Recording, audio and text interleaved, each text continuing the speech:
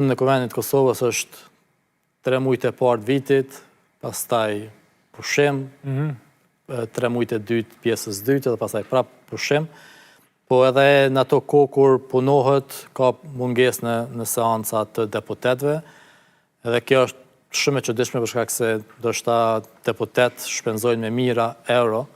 në fushata për me siguru një vend në Kuvendin e Kosovës dhe pastaj mungojnë në seancat parlamentare. Kjo ka ndodhur edhe me partitë e tjera, po sidomos edhe në këtë mandat me vetëvendosjen. Andaj, unë nuk pres që ka me pas zhvillime të mëdha për kundër asajna që edhe nëse krijohet qeveria shumë shpejt, kanë më bloku tek zgjedhja e presidentit, për shkak presidentit apo presidentes, për shkak se nuk i kanë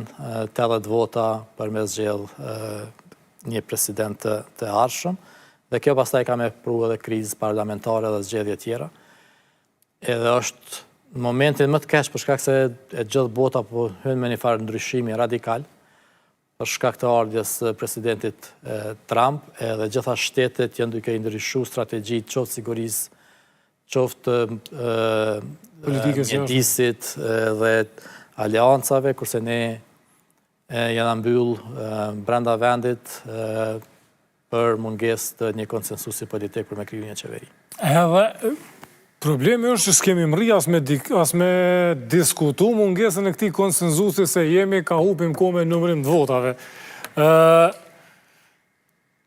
Ka me janis analizës masës zgjedhore, e para me rezultate nashta, e dyta me përbërjen e re të kuvendit, nashta mandej me folë për këtë hajnin mrena lloj, që dorën zemër nuk është risi, po veç është interesant për shkak të sistemit të ri. A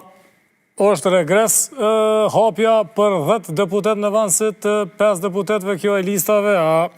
jema optimist për përbërjen e re të kuvendit, nashta që shtu formulohet pyetja? Jo, po mendoj, ajo që kam pa prej partive politike, duhet me pranu që kjo ka një grup parlamentar më profesional, ka ndryshime sa i përket ekspertëve të ri që janë ardhur me Partinë Demokratike të Kosovës. Vetëvendosja e ka thuj se të njëjtën përbërje dhe nuk kam shpresë që ka me pas një kualitet më të madh të deputetëve të vetëvendosjes në Kuvendin e Kosovës as në legjislaturën e ardhshme.